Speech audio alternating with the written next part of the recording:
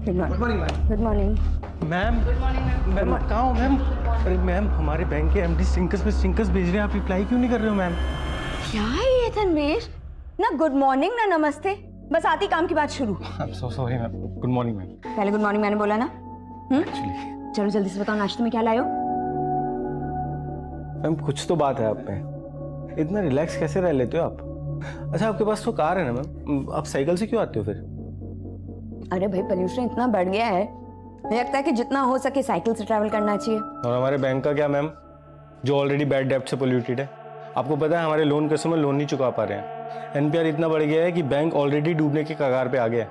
और हमारे MD phone पे फोन करके पूछ रहे हैं कि डूबे हुए लोन की रिकवरी के लिए कर क्या रहे हो? आज मैं अपने बोर्ड ऑफ डायरेक्टर्स को ऐसा सोल्यूशन देने वाली हूँ जिससे सिर्फ हमारी ब्रांच ही नहीं बल्कि पूरा बैंक हर मुसीबत से मुक्त हो जाएगा। ऐसा क्या सोल्यूशन है मैम जो बैंक डूबने से बच जाएगा? अचार। अच्छा कल ना पराठों के साथ अचार लाना मत भूलना, ओके? मैं हाथ धोकर आती हूँ।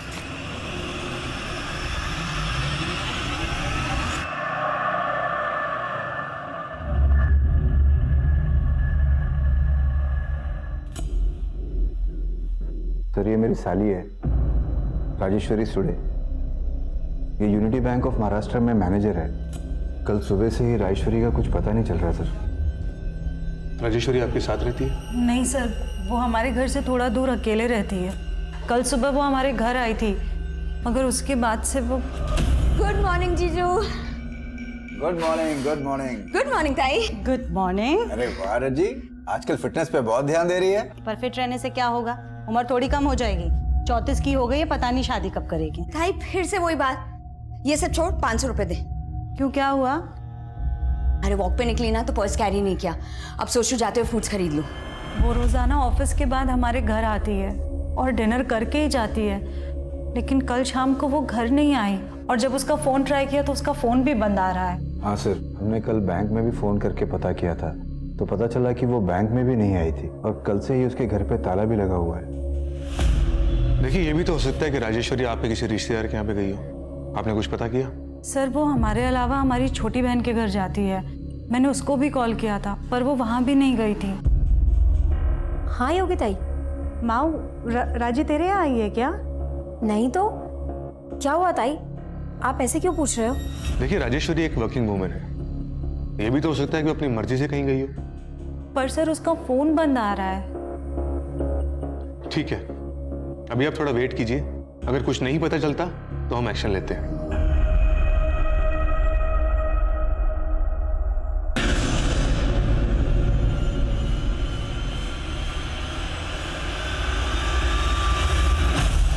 राजेश्वरी की मिसिंग कंप्लेंट्स पर कोई कार्रवाई नहीं की गई और उसकी लाश मुरुंड के एक खंडर में लटकी हुई मिली।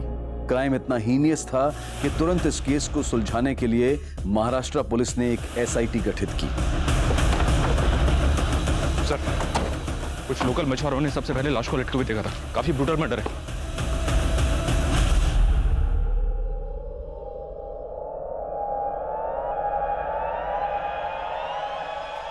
लड़की को नीचे उतारने का इंतजाम करो। आइए सर, ये देखिए सर।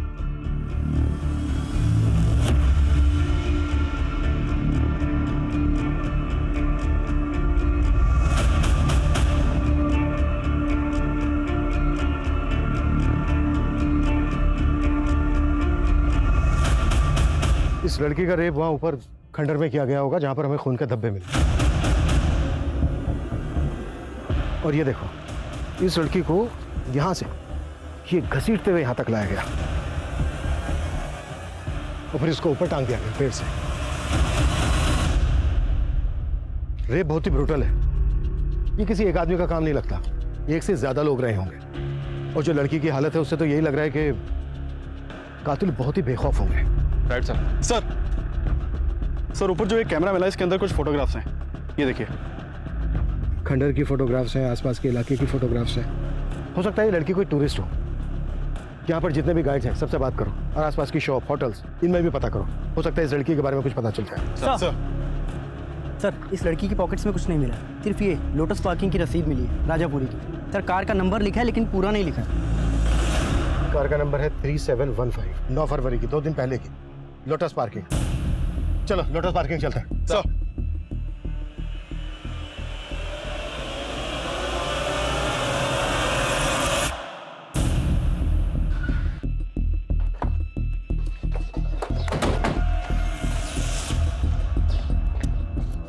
नमस्ते साहब।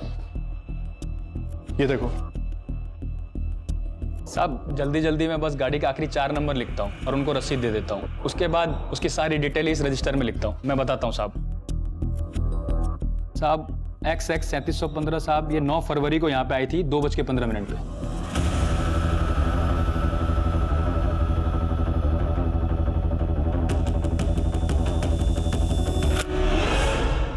ये तो वही लड़की है जिसकी लाश मिली थी हमें। सर ये गाड़ी कब लेके गई यहाँ से अपनी? साहब 1 मिनट बताता हूँ साहब। लगभग 40 मिनट बाद 2:55 पे। अभिषेक सर तुरंत पता करो ये गाड़ी किस एड्रेस पे रजिस्टर्ड है। सर राजी ताई ने हम बहनों के लिए इतने सेक्रीफाइसेस किए, मैं मान ही नहीं सकती कि वो हमें बिना बताए कहीं जा सकती। माऊ जो सामने आ रहा है उसका कुछ तो मतलब होगा ना। तुम्हारे लिए इसका गलत मतलब ही होगा कुणाल, लेकिन इसके पीछे अगर तुम्हारा कोई गलत मकसद हुआ तो। किस मकसद की बात कर रही है आप ताई? तुम तो बात ही मत करो। मैं देखता हूँ।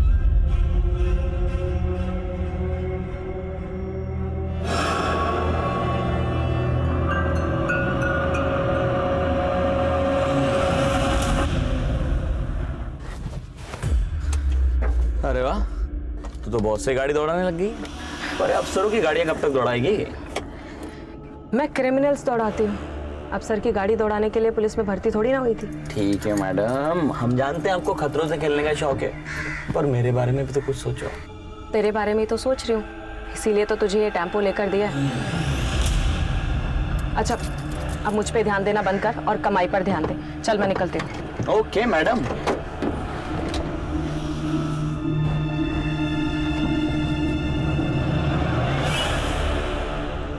Sir Rajeshwari Sule missing case 10 फरवरी को फाइल हुआ था।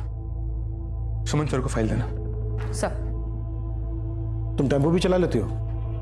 सर एक्चुअली वो टेम्पो मेरे हस्बैंड का है, लेट हो रही थी तो। महेश, राजेश्वरी मर्डर केस में तुम्हारी इन्वेस्टिगेशन कहाँ तक पहुंची? सर केस फाइल होने के ठीक बाद ही राजेश्वरी की छोटी बहन को उसका एक मैसेज आया था।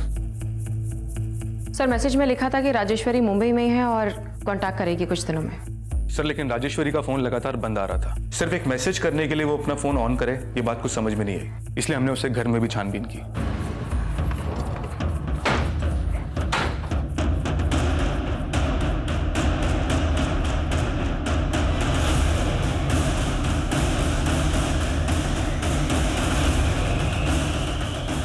लेकिन उसे घर में भी कुछ सस्पिशियस मिला नहीं, और उसे घर के बाहर लगे सीसीटीवी कैमरे की फुटेज देखने के बाद यही लगा कि वो अपनी मर्जी से कहीं गई थी।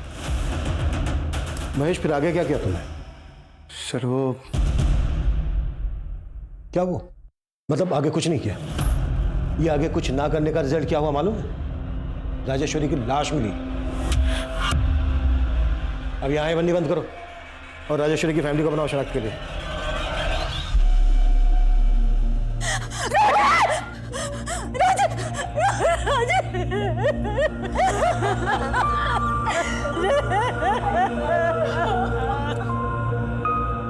राजेश्वरी की लाश उसके घर से 50 किलोमीटर दूर एक पर्यटन स्थल के नजदीक मिली थी। पुलिस उस एरिया के सेक्स ऑफेंडर्स को भी तलब कर रही थी और स्थानीय होटल्स, दुकानदार और टूरिस्ट गाइड से भी पूछताछ की जा रही थी।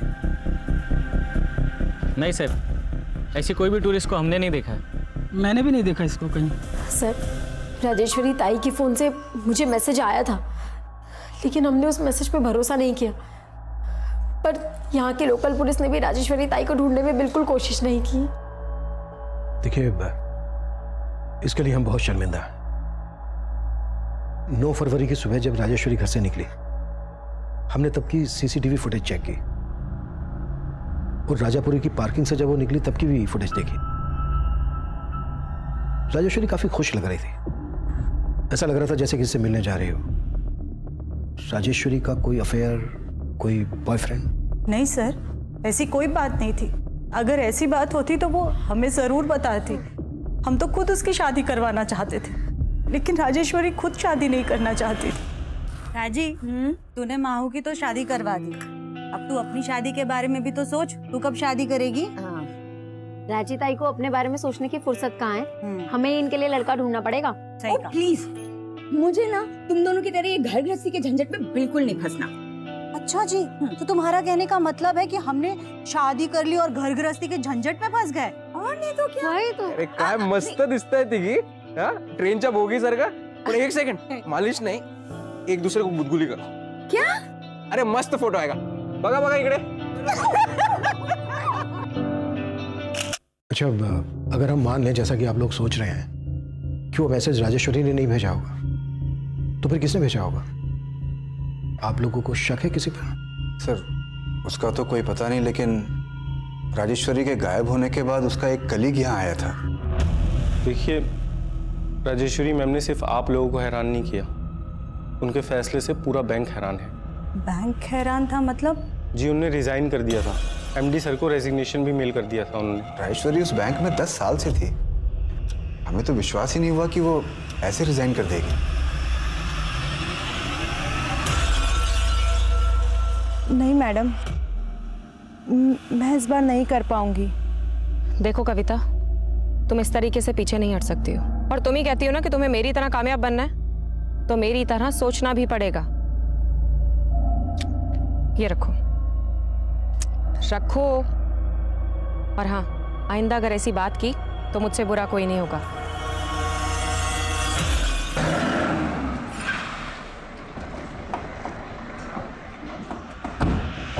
सर, आप गलत समझ रहे हैं सर। राजेश्वरी मैम के गायब होने से पहले ही उन्होंने रिजाइन कर दिया था, 8 फरवरी की शाम को। उस दिन वो ऑफिस में तो थी, खुशी खुशी मुझे सी ऑफ करके गई थी। मैम, कल के ब्रेकफास्ट का मेन्यू ना मैं आपको रात को मैसेज कर दूंगा, आप ना प्रूव कर देना। ठीक है, जो भी है, बस अचार मत भूलना। अचार, राइट, अचार जरूर लेके आऊँगा। तब भी उन्होंने कुछ नहीं बोला सर, और फिर अगले दिन वो ऑफिस ही नहीं आई, और तब मुझे हमारे एमडी ने फ़ोन करके बोला कि उन्होंने रिज़ाइन कर दिया है। तो अगर राजेश्वरी ने रिजाइन किया है तो रिजाइन करने की वजह क्या होगी? Work pressure sir. सर, हमारे बैंक की हालत बहुत ख़राब है सर। कुल मिला के 118 करोड़ रुपए का लोन है जो हम रिकवर नहीं कर पा रहे, और हमारा एमडी रोज़ फ़ोन करके हमें स्टिंकर्स पे स्टिंकर्स भेजता है सर। तो इन डूबे हुए लोन्स के लिए राजेश्वरी कैसे रिस्पॉन्सिबल होगी? सर, अकाउंटेबिलिटी तो ब्रांच मैनेजर की ही होती है, लेकिन मुझे उनके मर्डर के बारे में सुन के ऐसा लग रहा है कि उनके साथ भी चीटिंग हुई है। चीटिंग? कैसी चीटिंग? सर, राजेश्वरी मैम के रिज़ाइन से पहले उनका अकाउंट बैंक बिल्कुल खाली हो गया था। जिस अकाउंट में 2 महीने पहले तक 45 लाख रुपए था, अब 45 रुपए भी नहीं है। राजेश्वरी के अकाउंट में 45 लाख रुपए थे? जी सर, 40 लाख रुपए का उन्होंने मॉर्गेज लोन लिया था। सर, राजेश्वरी के साथ जो भी हुआ, ये हमारे लिए भी बहुत शॉकिंग था सर। शॉकिंग तो ये भी था कि रिजाइन देते ही उसका मर्डर हो गया। आई होप इसके तार आपके मैनेजमेंट से ना जुड़े हो। सर, ये महज एक इत्तेफाक है सर। इत्तेफाक तो ये भी है, तो मैनेजर पिछले 10 साल से बैंक में काम कर रही थी, वो अचानक से रिजाइन कर देती है। सर, शायद वो मेरी बात से हर्ट हो गई थी। सर, मैंने उसे हमारे ब्रांच के लोन डिफॉल्टर्स की रिकवरी के लिए सजेशंस मांगे थे, पर उसने जो भी सजेशंस दिए बहुत बकवास थे। हेलो राजेश्वरी, ये क्या ईमेल्स भेज रही हो तुम? हाँ? एक तो तुम लेट रिप्लाई करती हो, ऊपर से ये फालतू सजेशंस लिखकर भेजती हो मुझे। नहीं सर, मेरा सजेशन फालतू का नहीं है। हम सबको ही अपनी यूनिटी बैंक की इमेज बचानी है सर, इसलिए मुझे लगता है कि हमें अपने बैंक का नाम बदल कर ना स्वराज बैंक रख देना चाहिए। इससे हमारे शेयर होल्डर्स भी बढ़ेंगे और हमारे अकाउंट होल्डर्स भी। What rubbish! बैंक का नाम चेंज करने में कितना खर्चा है इसका अंदाजा भी है तुम्हें? तुम्हारे ये बकवास आइडियाज अपने पास रखो, यू अंडरस्टैंड दैट? और सर, फिर उसने अचानक से रेजिग्नेशन मेल कर दिया। मेल में उसने क्या लिखा दिखाएंगे? हाँ सर, उसमें लिखा था कि बैंक उसके सजेशंस नहीं मान रही, इसलिए वो रिजाइन कर रही है।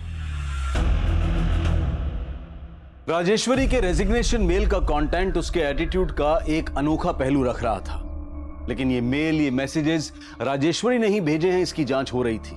और पिछले 2 महीने में राजेश्वरी अपने अकाउंट से 45 लाख रुपए निकाल चुकी थी। और चौंकाने वाली बात यह थी कि जिस घर को गिरवी रखकर राजेश्वरी ने 40 लाख का लोन लिया था, वो घर राजेश्वरी और उसकी बहन दोनों की पैतृक संपत्ति थी। लेकिन मौजूदा वक्त में वो घर राजेश्वरी के नाम था, जो इस केस में जायदाद में विवाद होने का अंदेशा भी दे रहा था। नहीं सर, हम बहनों के बीच में कभी कोई विवाद नहीं था। तो घर अकेले राजेश्वरी के नाम कैसे हुआ? क्योंकि राजेश्वरी ताई ऐसा चाहती थी कि हम वो घर उनके नाम कर दें। ताई देख, मैं जानती हूँ कि उस घर पे तुम दोनों का बराबर का हिस्सा है, पर अभी ना मैं तुम दोनों को 5-5 लाख रुपए दे रही हूँ। थोड़ा टाइम दो ताई, बाकी के पैसे भी दे दूंगी। बात पैसों की नहीं है राजी, लेकिन तुझे अचानक से घर अपने नाम क्यों चाहिए? वो कोई वजह है ताई, मैं अभी नहीं बता सकती। माझ्यावर विश्वास ठेवा। सर, राजेश्वरी ताई ने बहुत कुछ किया हम बहनों के लिए। योगी ताई की शादी के बाद बाबा गुजर गए थे, उनकी शादी का बहुत कर्जा था, लेकिन राजेश्वरी ताई ने दिन रात एक करके वो सारा कर्जा चुकाया था। बचपन से ही मेरी छोटी बहन महेश्वरी का पैर खराब था, इसलिए खुद मजली राजेश्वरी ने शादी ना करके पहले महेश्वरी की शादी करवाई। उनकी बहुत एहसान है हम बहनों पर, इसलिए बिना कोई सवाल किए हमने वो घर उनके नाम कर दिया था। और सर, बदले में राजेश्वरी हमको 5-5 लाख रुपए दे रही थी, लेकिन हमने उससे वो भी नहीं लिए। उसने घर अपने नाम करवाते ही 40 लाख रुपए का मॉर्गेज लोन लिया था। ऐसी क्या जरूरत आ गई थी तो अचानक से घर गिरवी रख दिया उसने? सर, उसने घर गिरवी रखा था ये हमको नहीं पता है, और ऐसी तो कोई ज़रूरत नहीं थी राजेश्वरी को। सर, हमें बिल्कुल भी अंदाज़ा नहीं है कि राजेश्वरी ताई ने घर गिरवी रखकर 40 लाख रुपए का लोन लिया होगा। पर सच है, पता किया हमने, और राजेश्वरी ने अपने बैंक से तुम्हारे पति को 2 करोड़ का लोन दिलवाया था, और पिछले 6 महीने से उस लोन की एक भी EMI नहीं भरी है तुमने। सर, वो मेरा बिजनेस घाटे में जा रहा है, मगर इसका ये मतलब नहीं है कि मैं लोन रीपे नहीं करूंगा। सर, कुणाल की तो नियत ही नहीं थी लोन चुकाने की। इसी बात पे राजेश्वरी थोड़ा उससे अपसेट रहती थी। सर, तुम्हें अंदाजा भी है कि तुम्हारी वजह से मेरी इमेज कितनी खराब हो रही है बैंक में? कोशिश कर रहा हूँ ना। कोई कोशिश नहीं कर रहे हो तुम। देखो, मैं बोल रही हूँ, अगर तुमने लोन पे नहीं किया ना तो बहुत स्ट्रॉन्ग केस बनाऊंगी तुम्हारे खिलाफ। और सर, उस दिन के बाद से राजेश्वरी ने कुणाल से बात करना भी बंद कर दिया था। सर, आप बेकार शक कर रहे हैं। इन सारी बातों का राजेश्वरी के मर्डर से कोई लेना देना नहीं है। सर, क्या हुआ संतोष? सुमन कहाँ है सर? सुमन तो अभी तक नहीं आई जॉब पे। सर, क्या बात कर रहे हैं? वो कल रात से नाइट ड्यूटी से घर नहीं पहुंची है। कल कोई नाइट ड्यूटी नहीं थी सुमन की, और रात को 10 बजे चली गई थी।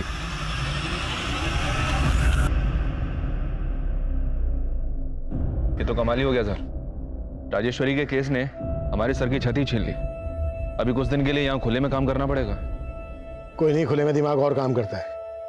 तो चाय नहीं रुकनी चाहिए। छोड़ो।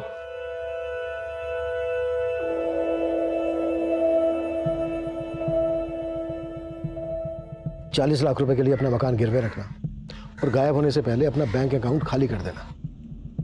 और राजेश्वरी आखिरी बार जब अपनी बड़ी बहन से मिली थी तो 2000 रुपए उधार लेकर गई थी। ये सब छोड़, 500 रुपए दे। क्यों, क्या हुआ? अरे वॉक पे निकली ना तो पर्स कैरी नहीं किया, अब सोचो जाते हुए फ्रूट्स खरीद लूं। 500 छुट्टे तो नहीं है, 2000। कोई बात नहीं जीजू, 2000 दे दो। उस वक्त तक उसका बैंक अकाउंट खाली हो चुका था। ऐसा लग रहा है जैसे उसको कोई ब्लैकमेल कर रहा था।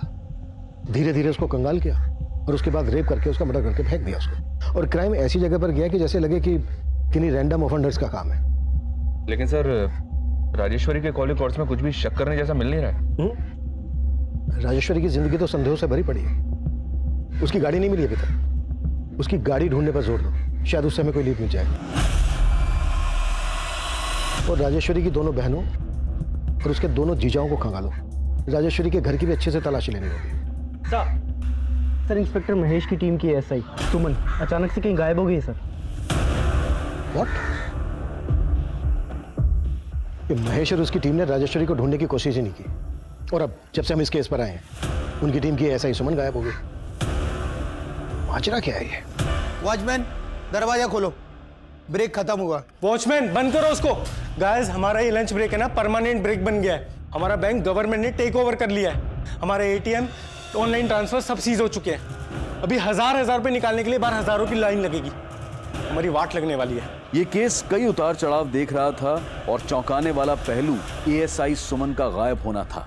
SIT इस केस पर भी नजर बनाए हुए थी और राजेश्वरी से जुड़े लोगों पर भी नजर रखी जा रही थी। वहीं राजेश्वरी की कार के तलाश के साथ साथ उसके घर में भी उसके कातिल तक पहुंचने के सुराग ढूंढे जा रहे थे। और फिर कुछ ऐसा हुआ जिसने इस केस को घुमा कर रख दिया।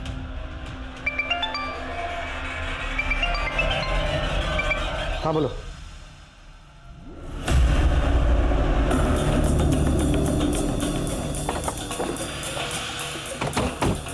हटो, अरे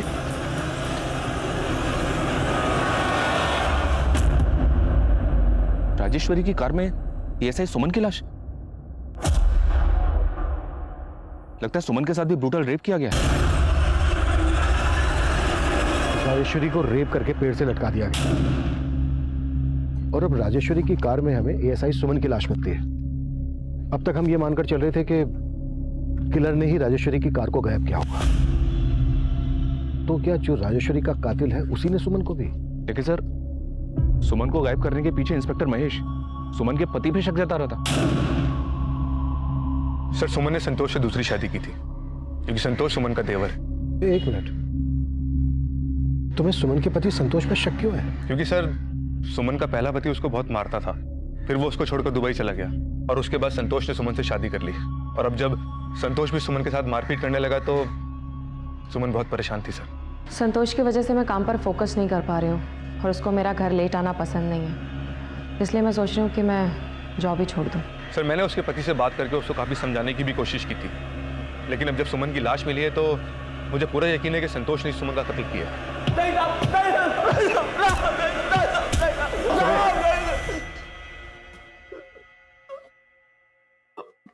मैं किसी राजेश्वरी को नहीं जानता था, मैंने कुछ नहीं किया। सिर्फ राजेश्वरी नहीं बल्कि तूने सुमन को भी रेप करके मार डाला। नहीं साहब, मैं तो सुमन को प्यार करता था साहब।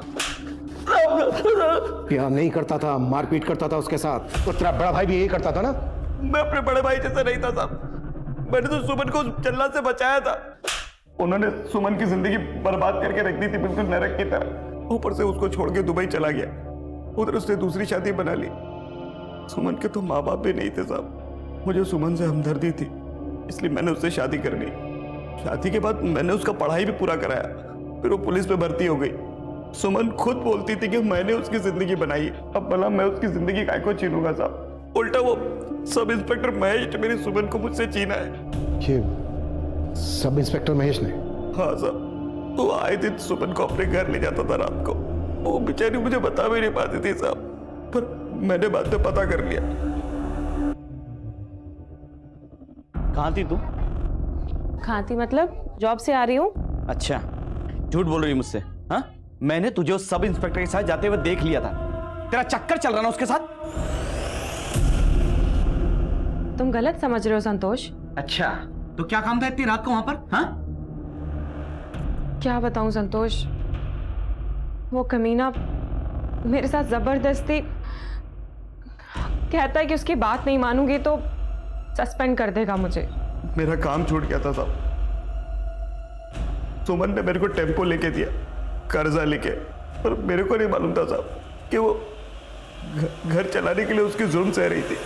देखिए सर, मैं मानता हूँ कि सुमन और मैं एक कलीग से कुछ ज्यादा ही थे। दरअसल बात यह है कि सुमन अपने पति से काफी तंग आ गई थी और यही कारण है कि हम दोनों करीब आ गए थे। संतोष को हम पर शक होने लग गया है। तुम संतोष से इतना घबराती क्यों? डिवोर्स दे दो ना उसको। सर, सुमन मेरे साथ रिलेशन भी बना रही थी और अपने पति को भी नहीं छोड़ रही थी। इसलिए तुमने उसको? नहीं सर, सर मैंने ऐसा कुछ नहीं किया। जरा आप खुद सोचिए ना, अगर मैंने ऐसा कुछ किया होता तो मैं सुमन की बॉडी को राजेश्वरी की गाड़ी में डंप क्यों करता? मुझे फंसाया जा रहा है सर, मैं बेकसूर हूं और यही सच है। वाह, क्या बात है।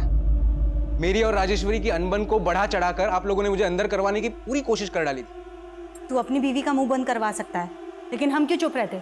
जो सच था बोल दिया। आप लोगों ने अखबार नहीं पढ़ा? राजेश्वरी की गाड़ी में एक पुलिस वाली की हत्या हुई है। अच्छा, मतलब उसके साथ भी तेरा चक्कर था? क्या बकवास कर रहे हो दादा? मैं अच्छी तरह समझता हूँ तुम क्या खेल खेल रहे हो। मुझे अंदर करवा के मेरी बीवी को बहका दोगे और वो पुश्तैनी घर खुद हत्या लोगे। अभी निकल यहाँ से, बहुत हो गया तेरा, चल निकल यहाँ से। राजेश्वरी और सुमन की पोस्टमार्टम रिपोर्ट में काफी समानताएं हैं। राजेश्वरी की लाश लाल दुपट्टे से लटकी हुई मिली थी और सुमन के गले के स्ट्रैंगुलेशन मार्क्स में लाल धागे के ट्रेसेस मिले हैं। लेकिन सर, सुमन मर्डर की क्राइम लोकेशन पे हमें कोई लाल कपड़ा नहीं मिला है। आखिर किलर के दिमाग में चल क्या रहा था? जो उसने इस तरह से सुमन के कॉल रिकॉर्ड्स चेक किए मैंने सर। उसके कॉल रिकॉर्ड्स में इस कविता का नंबर मिला है। सुनीता के मर्डर वाले दिन से ही कविता का फोन स्विच ऑफ है और ये नंबर राजापुरी के एड्रेस पर रजिस्टर्ड है। राजापुरी मर्डर वाले दिन राजेश्वरी को राजापुरी की पार्किंग में देखा गया था उसकी कार के साथ। मुझे इस कविता की सारी इंफॉर्मेशन चाहिए। सर राजेश्वरी के छोटे जीजा कुणाल का इस यूसुफ के साथ कनेक्शन मिला है। यूसुफ शेख, ये तो बैटिंग माफिया है ना? जी सर। पर ये तो काफी दिनों से अंडरग्राउंड था। एक और बात सर पता चला है कि कुणाल राजेश्वरी को पहले से जानता था, कॉलेज में दोनों साथ ही पढ़ते थे।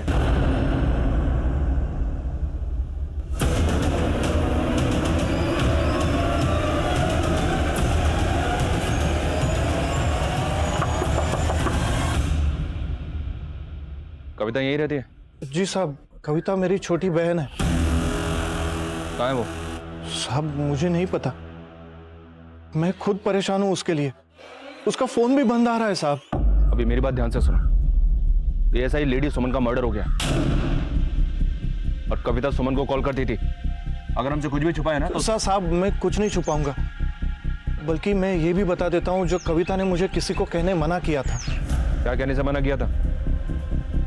साहब वो कविता सुमन मैडम की खबरी है। क्या? कविता सुमन की खबरी? जी साहब, एक बार कविता ने किसी चोर को एक औरत की चेन खींच के भागते हुए देखा था। कविता ने उसे पकड़ लिया। उसी दौरान सुमन मैडम की और कविता की मुलाकात हुई। बहुत बहादुरी का काम किया तुमने कविता। क्या करती हो? मैडम जी मैं काम ढूंढ रही हूँ, लेकिन पढ़ाई लिखाई कम होने के कारण मुझे कहीं पर काम ही नहीं मिलता है। मेरे लिए काम करोगी? और तभी से कविता को सुमन मैडम ने अपनी खबरी बना लिया। ना सिर्फ खबरी, कविता की ओपन कॉलेज में एडमिशन भी करवाई सुमन मैडम ने। सर राजेश्वरी कॉलेज में मेरी सीनियर थी और मैं छोटे मोटे जॉब्स करने के बाद अपना बिजनेस करना चाहता था। बिजनेस लोन के लिए मैंने उसकी हेल्प लेनी चाहिए। कुणाल, तुम्हारा क्रेडिट स्कोर बहुत खराब है, कोई भी बैंक तुम्हें बिजनेस लोन नहीं दे सकता। इसीलिए तो मैं आपके पास आया हूँ, प्लीज़ मेरी हेल्प कर दीजिए।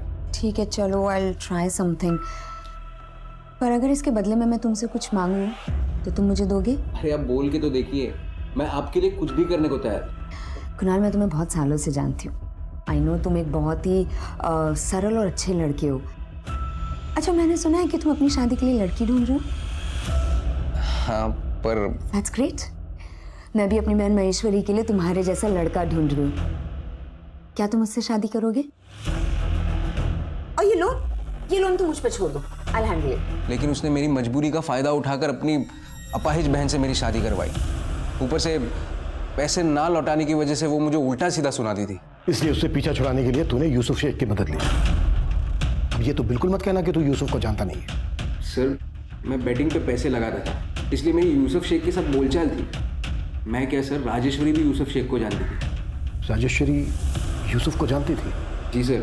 सर राजेश्वरी भी बेटिंग पे पैसे लगाती थी। तेरे कहने का मतलब ये है कि राजेश्वरी को यूसुफ ने? राजेश्वरी ने अपना घर गिरवी रख के 40 लाख का लोन उठाया था। पक्का उसको यूसुफ को कोई मोटी रकम देनी थी, जिसका यूसुफ ने राजेश्वरी से बदला लिया। पुलिस तुरंत यूसुफ की तलाश में जुट गई, लेकिन एएसआई सुमन की खबरी कविता के गायब होने की पहेली इस केस को उलझा रही थी। पुलिस को कविता की कोई लीड नहीं मिल रही थी, लेकिन उनके खबरी नेटवर्क ने यूसुफ को ढूंढ निकाला। साहब अपना तो बैटिंग का धंधा है साहब, और उसमें वो डराना धमकाना तो चलता ही रहता है साहब। मगर साहब यकीन मानिए, मैंने मर्डर किसी का नहीं करवाया। तो राजेश्वरी को धमकाकर कितना पैसा लूटा तूने उससे? क्या बात कर रहे हो साहब, वो तो जीत रही थी साहब, और उसने मुझे नहीं बल्कि मैंने उसको पैसा देना था। तो तूने राजेश्वरी के पैसे ना देकर उल्टा उसी का हिसाब चुकता कर दिया? सर मैंने कुछ नहीं किया है सर। हाँ मैं मानता हूँ साहब कि उसका लक मेरा पूरा बैलेंस बिगाड़ रहा था साहब। उसके सितारे बहुत सॉलिड काम कर रहे थे, और सर आप जानते हैं पिछले कुछ टाइम से वो बड़े ही अटपटे से नंबर पे पैसा लगा रही थी साहब। नहीं कहा ना, 1,23,373 ही लगाना है। मेरा लक चलेगा इस रकम के नंबर से। साहब वो मुझसे 10-10 गुना ज्यादा पैसा बना रही थी, और साहब सच बोल रहा हूँ, मुझे भनक भी नहीं है कि वो उसके पैसे पर कौन नजर गड़ा के बैठा था। सर अगर यूसुफ की बात सही है तो इस लकी नंबर का कनेक्शन न्यूमरोलॉजी से हो सकता है। इस बात को एक बार और कंफर्म करते हैं सर। राजेश्वरी 2 महीने पहले तक अपने नाम की स्पेलिंग में W की जगह V इस्तेमाल कर रही थी। उसने अपने बैंक अकाउंट में भी ये करेक्शन की थी। तो यूनिटी बैंक का नाम बदलकर स्वराज बैंक रखने का सजेशन उसका न्यूमरोलॉजी से जुड़ा था।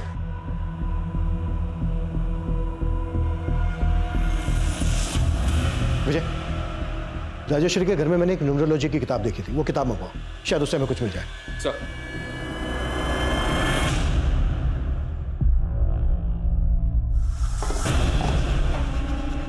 अगं काय केलं सोय? मी इथं लोकांचं नशीब लिहितोय अब तूने उसमें पानी फेर दिया। ज्योतिका बासु ऑथर, इस ऑथर का ईमेल आईडी यहाँ पर सर्कल किया हुआ है, शायद राजेश्वरी से कंसल्ट करती होगी। ज्योतिका बासु के बारे में सब कुछ पता करो। सर एक तरफ पुलिस ज्योतिका बासु नाम की एक न्यूमरोलॉजिस्ट का पता कर रही थी और वहीं दूसरी तरफ उनके इलाके में एक मेल न्यूमरोलॉजिस्ट मुरली प्रसाद की लाश मिली। मुरुड में हुई ये तीसरी हत्या थी। पुलिस ने मुरली की बीवी कुसुम से भी पूछताछ की, लेकिन उन्हें मुरली का सुमन और राजेश्वरी से कोई कनेक्शन नहीं मिला। वहीं कविता की तलाश में पुलिस मनोहर पर नजर रख रही थी और तभी इस केस में एक नया घुमाव आया। सर इस किताब के author ज्योतिका बासु का तो 3 साल पहले देहांत हो गया था और ऐसा कुछ भी नहीं मिल रहा है जिससे लगे कि न्यूमरोलॉजी का इस मर्डर से कोई कनेक्शन हो सकता है। सर आपके नाम ये लेटर आया है, लेकिन भेजने वाले ने इस पे अपना नाम नहीं लिखा है।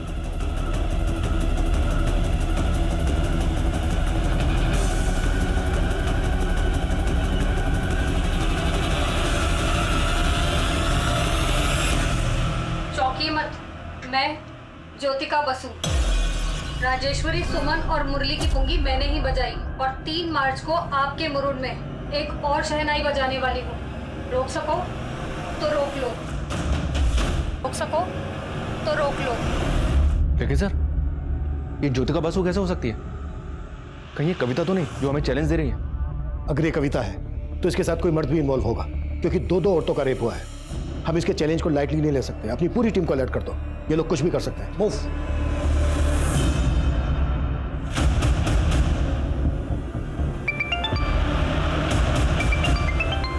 हेलो,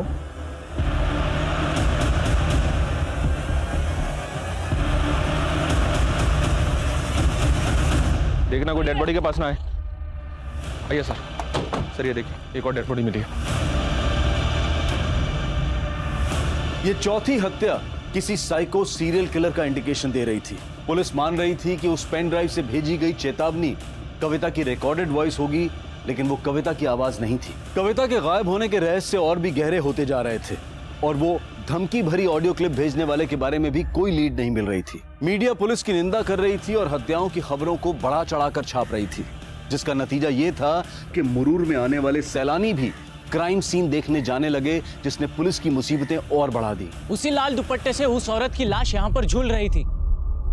पुलिस को भी कुछ पता नहीं चला। चल रहा है? हाँ, लेकिन जब क्या चल रही थे?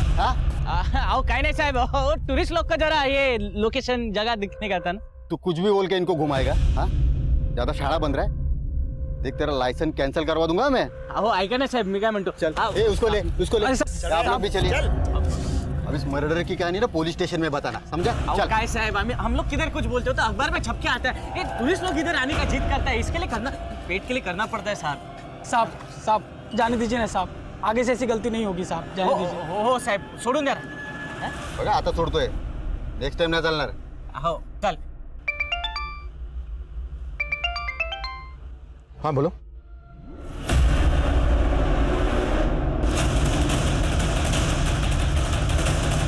सर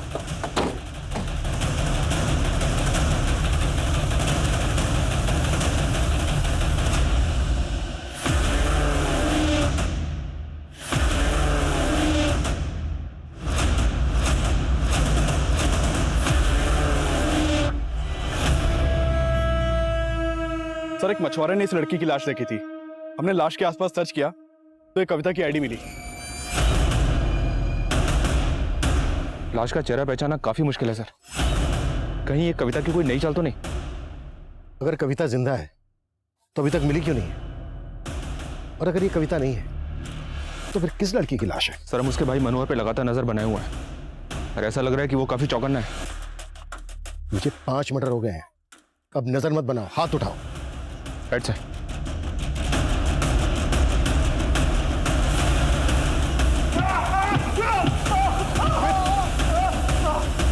चल चल अब बोल।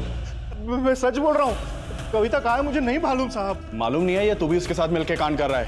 बोल। अरे आई शपथ सांगतो साहब, कविता कहाँ है नहीं मालूम मुझे। राजेश्वरी की लाश हमें लाल दुपट्टे से लटकी हुई मिली थी और बाकी विक्टिम्स के स्ट्रैंगुलेशन मार्क्स पर भी लाल धागे के ट्रेसेस मिले हैं। इस केस का इस लाल रंग से जरूर कोई गहरा रिश्ता है। अभी तक हम ये भी पता नहीं लगा पाए हैं कि पेन ड्राइव में किसकी आवाज थी। वो जरूर विक्टिम्स की किसी जान पहचान वाली औरत की होगी। एक काम करो, विक्टिम्स की जान पहचान में जितनी भी औरतें हैं सबका वॉइस सैंपल लो और पेन ड्राइव में जो आवाज है उसके साथ मैच करो।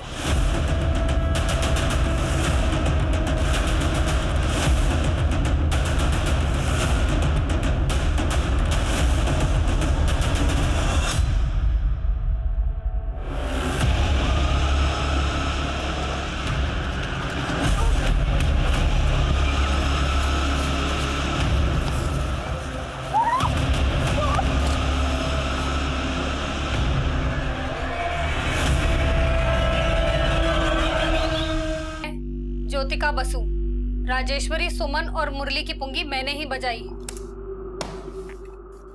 सब कुछ जांचने परखने के बाद ही हम इस नतीजे पर पहुंचे हैं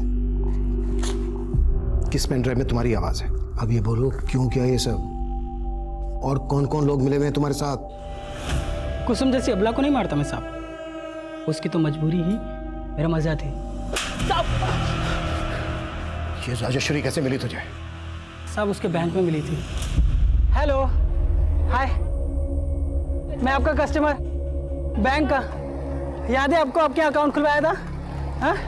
अरे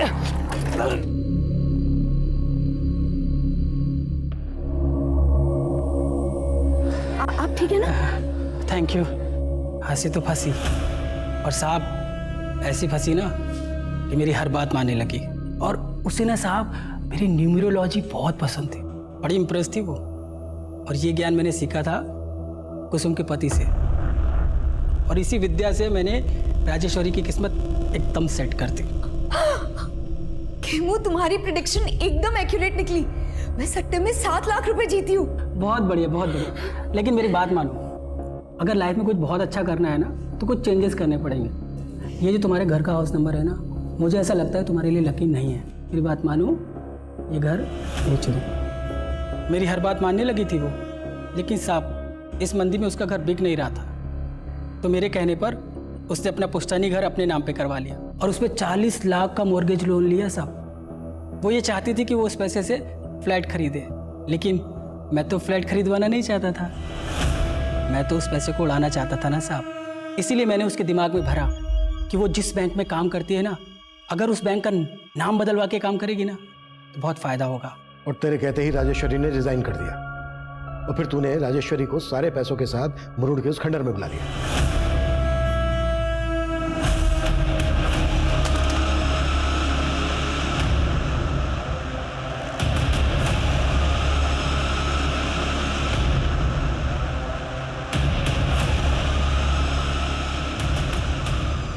फिर मैंने राजेश्वरी के मोबाइल से उसकी छोटी बहन महेश्वरी को मैसेज किया।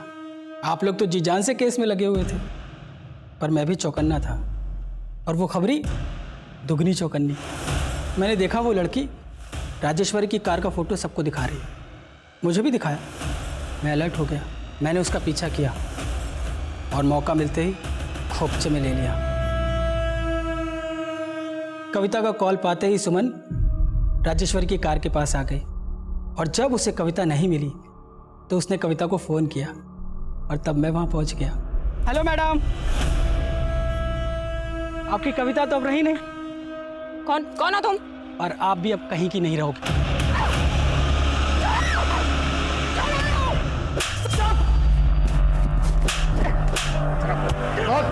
क्यों मारा इतनी औरतों को?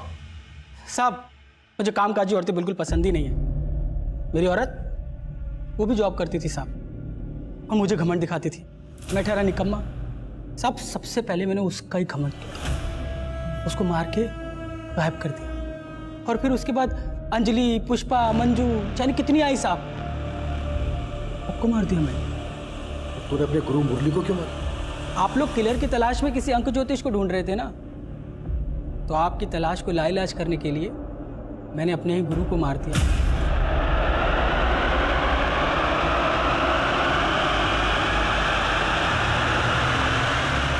और फिर आप सबको गुमराह करने के लिए मैंने कुसुम को अपने इशारे पर नचाया। चौंकिए मत, मैं ज्योतिका बसु, राजेश्वरी, सुमन और मुरली की पुंगी मैंने ही बजाई। फिर वो पेन ड्राइव आप लोगों को पोस्ट कर दी और आप लोग लगे पेन ड्राइव की गुत्थी सुलझाने, और इधर मैं कामकाजी औरतों को एक एक करके मारता गया।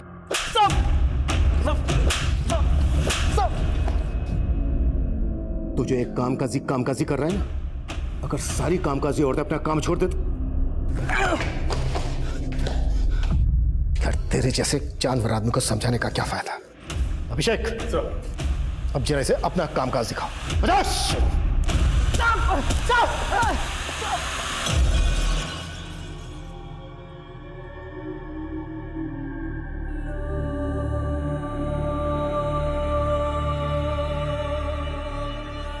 औरतों को लेकर खेमू की मानसिकता आज भी हमारे पुरुष प्रधान समाज की वास्तविकता है। खेमू एक ऐसा सिरफिरा था जो अपनी बीवी समेत 15 औरतों का शोषण करके उन्हें मौत के घाट उतार चुका था। खेमू की गिरफ्तारी से हत्या और रेप के कई अनसुलझे केस सुलझ गए जो काफी अरसे से बैकलॉग में थे। कोरोना वायरस से बचाव के लिए सरकार और प्रशासन ने कई कदम उठाए हैं। ये जरूरी है कि हम उनके द्वारा दिए गए निर्देशों का सही तरह से पालन करें, अफवाहों पर विश्वास न करें, डर का माहौल न बनने दें। हमें पूरा विश्वास है कि हम सब एक साथ मिलकर इस आपदा को जड़ से मिटाने में सफल होंगे। अब मैं अनूप सोनी आपसे विदा लेता हूं। फिर मुलाकात होगी क्राइम पेट्रोल सतर्क के ब्लैक हेडलाइंस अध्याय में एक और नए केस के साथ। और याद रखें, क्राइम और आपके बीच में सिर्फ इतना फर्क है कि आप कितने सतर्क हैं। सतर्क रहें, सुरक्षित रहें। जय हिंद।